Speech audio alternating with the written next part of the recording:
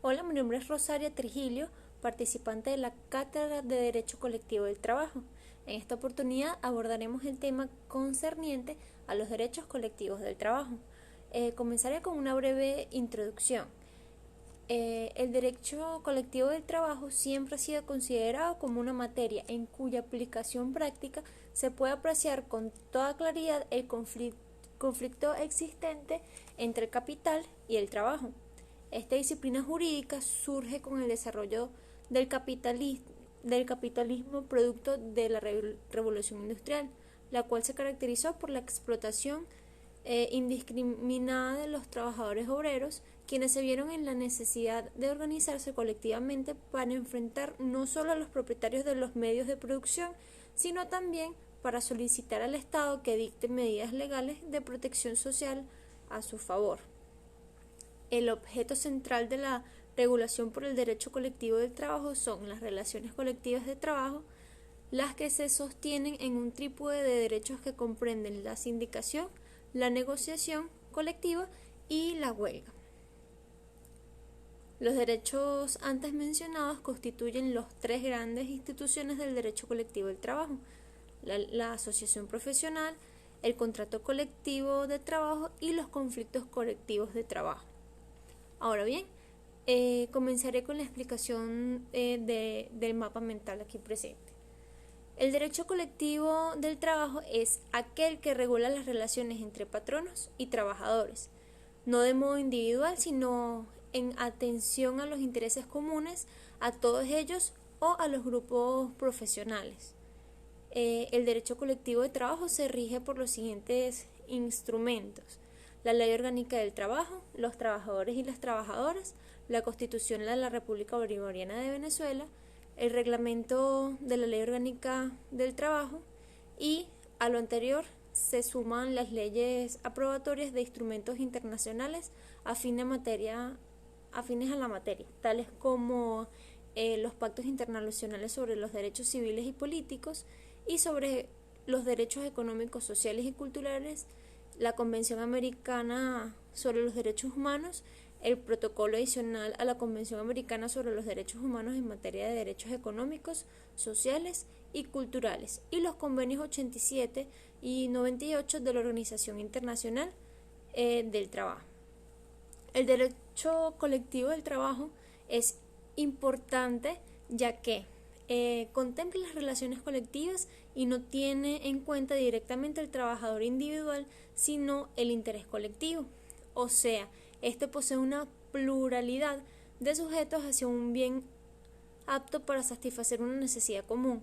No es la suma de intereses individuales, sino su combinación, y esta es indivisible. Es una rama del derecho laboral, ya que es un núcleo de normas que regula el conjunto del personal de la empresa, la formación y las funciones de las asociaciones profesionales de los trabajadores y patronos, y además sus relaciones, su posición frente al Estado y los conflictos colectivos del trabajo.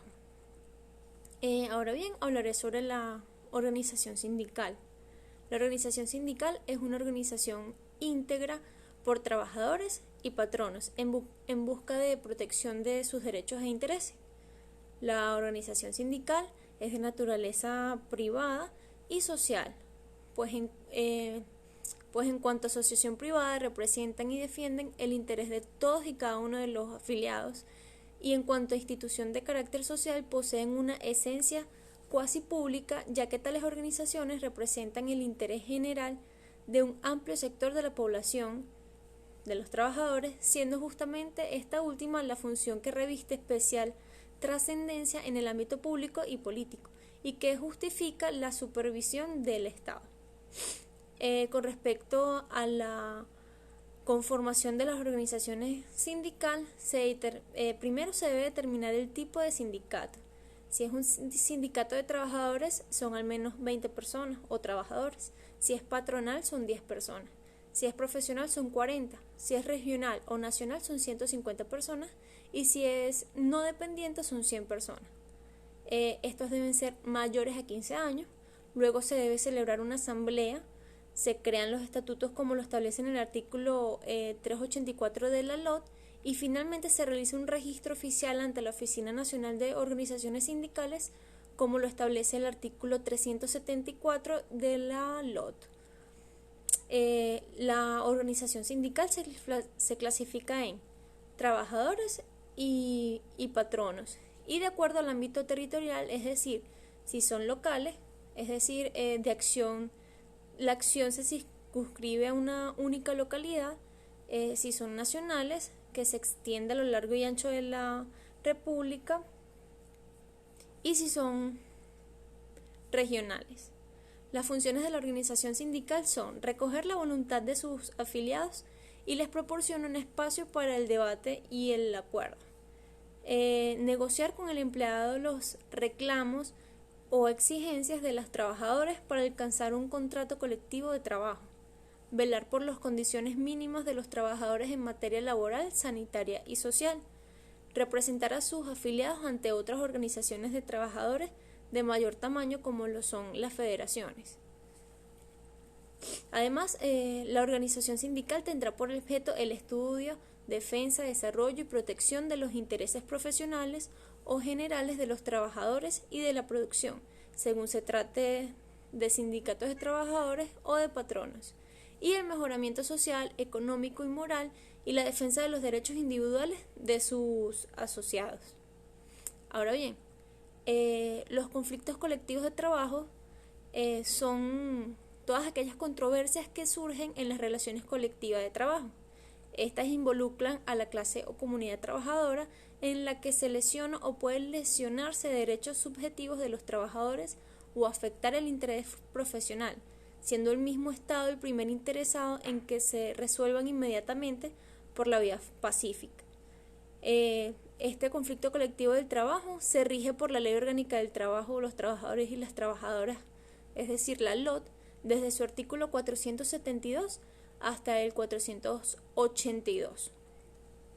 Podemos decir que, a modo de conclusión, el derecho colectivo de trabajo puede ser definido como el conjunto de normas jurídicas que se encarga de regular las relaciones existentes entre los trabajadores colectivamente organizados y un empleador o grupo de empleadores, sean estas relaciones de negociación, convenio colectivo o de conflicto.